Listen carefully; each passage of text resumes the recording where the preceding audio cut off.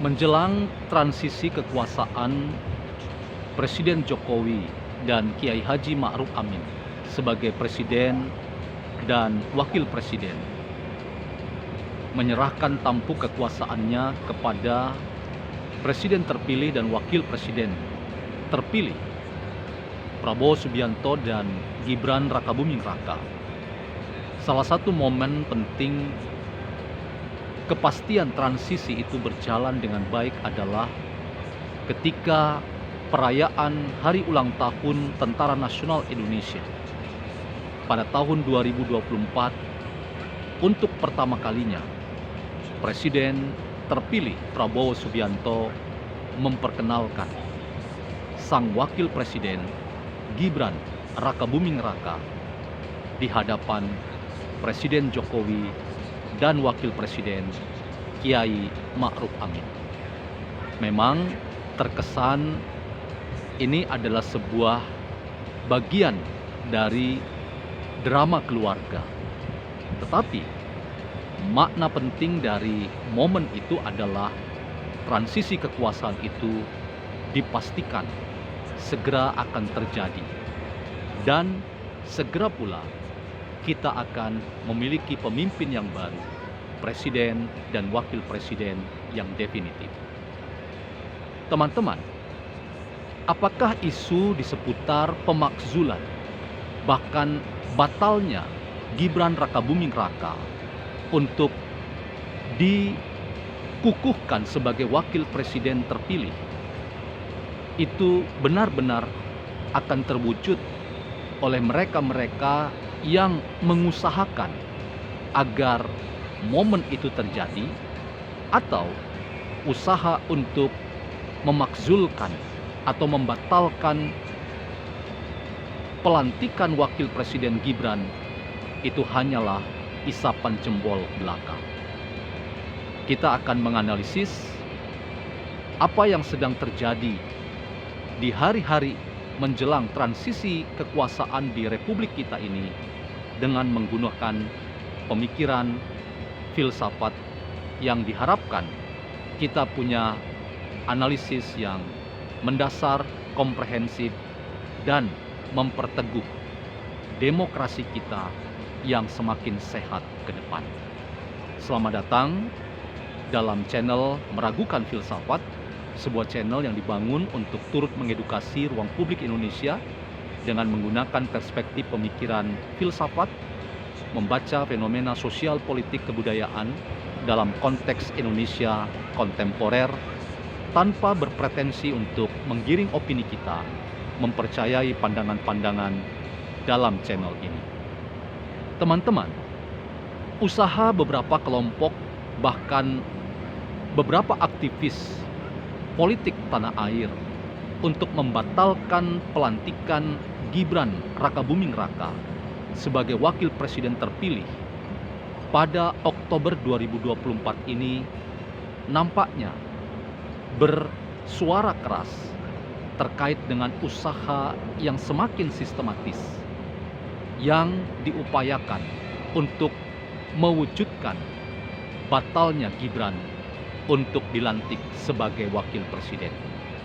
Namun pertanyaannya adalah, apakah kita mempunyai dasar yang cukup kuat bahwa Gibran Rakabuming Raka benar-benar akan batal dilantik sebagai wakil presiden Indonesia pada 5 tahun mendatang? Saya ingin mengajukan sebuah tesis bahwa rencana untuk pembatalan pelantikan Gibran hanyalah sebuah isapan jempol belaka. Mengapa? Karena sulit rasanya bahwa seorang pemimpin baru, baik presiden maupun wakil presiden, yang sudah terpilih dengan suara yang sangat signifikan dengan pasangan calon masing-masing, untuk dibatalkan oleh kekuatan politik yang belum tentu dalam konsep tata negara kita mendapat ruang aktualisasi bahwa itu memang benar-benar bisa diwujudkan. Mengapa? Pertanyaan ini layak kita uji ketika kita mencoba melihat ke belakang.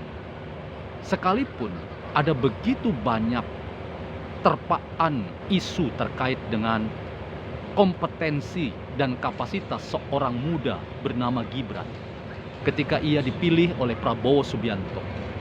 Bahkan isu di seputar tidak netralnya Mahkamah Konstitusi ketika sang paman menjadi komandan Mahkamah Konstitusi yang memuluskan Gibran untuk bisa melenggang sebagai calon wakil presiden mendampingi Prabowo Subianto sebagai calon presiden pada waktu kontestasi pemilihan presiden dan wakil presiden beberapa waktu yang lalu.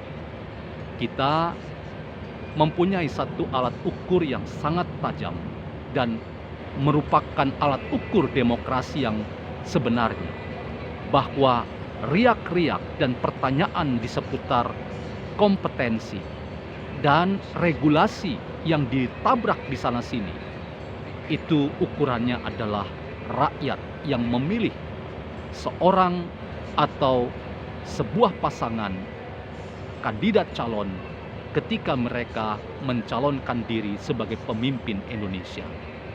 Ternyata rakyat sebagai pemilik suara memiliki suara yang diberikan secara signifikan yang membuat Prabowo Subianto dan pasangannya Gibran Rakabuming Raka akhirnya dapat memenangkan kontestasi pemilihan presiden dan wakil presiden pada beberapa waktu yang lalu.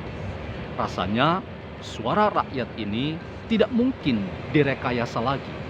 Ada begitu banyak hal-hal yang justru membahayakan bagi konstitusi kita dan justru akan menabrak rambu-rambu konstitusi di negeri kita kalau ada kekuatan yang inkonstitusional. Sekali lagi, kekuatan yang inkonstitusional yang ingin melakukan pembatalan terhadap pelantikan Gibran Rakabuming Raka sebagai wakil presiden Indonesia untuk 5 tahun ke depan.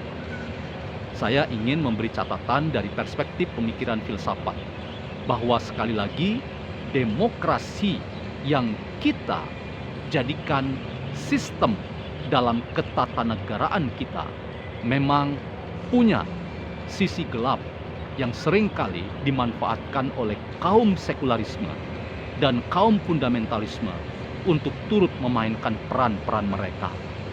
Tetapi teman-teman, kendati pun ada banyak jebakan yang bisa membuat kita semua sulit sebagai orang yang tumbuh dalam rezim demokrasi yang kita bangun dan kita yakini itu adalah pilihan terbaik kita. Tetapi teman-teman, rasanya sampai hari ini tidak ada sistem yang dapat cukup kuat untuk kita pertimbangkan selain demokrasi sebagai sarana untuk kita memainkan politik yang ada di tanah air kita ketika kita berharap besar bahwa hanya demokrasi yang sehat yang memberi kesempatan kepada siapapun untuk ikut serta dalam kontestasi pemilihan calon-calon wakil rakyat mereka. Sekali lagi, demokrasi itu adalah rakyat dan rakyat adalah demos itu sendiri. Ketika kita memahami perspektif bahwa rakyat itu pemilik demokrasi, maka kita selalu akan mengatakan bahwa kendati pun ada banyak sisi gelap demokrasi yang sering dimainkan oleh kaum sekularisme dan kaum fundamentalisme untuk turut memainkan peran-peran mereka di dalam sistem berdemokrasi di negeri kita. Tetapi seorang yang bernama Gibran Rakabuming Raka dipilih oleh rakyat dengan suara yang signifikan yang memastikan bahwa ia punya legitimasi yang kuat karena mendapat dukungan rakyat untuk melenggang sebagai wakil presiden yang akan dilantik pada Oktober ini. Sekali lagi teman-teman, upaya berbagai macam kalangan dan tokoh-tokoh politik tertentu yang ingin membatalkan pelantikan Gibran Rakabuming Raka itu hanyalah sebuah isapan jempol belaka. Pemikiran filsafat kritis yang salah satunya ingin memberi catatan bahwa demokrasi itu memang gaduh, demokrasi itu memang memberi kemungkinan yang 1000 macam kemungkinan. Tetapi inilah sistem yang sampai hari ini mampu memainkan peran yang signifikan dalam rangka menjaga marwah dari kepentingan rakyat sebagai ukuran satu-satunya untuk memastikan bahwa kehidupan sebuah masyarakat dapat dipimpin menuju masyarakat yang lebih baik ke depan. Kita punya dan ingin menitipkan banyak pekerjaan rumah ketika Prabowo Subianto dan Gibran Rakabuming Raka akan dilantik dalam waktu yang dekat ini.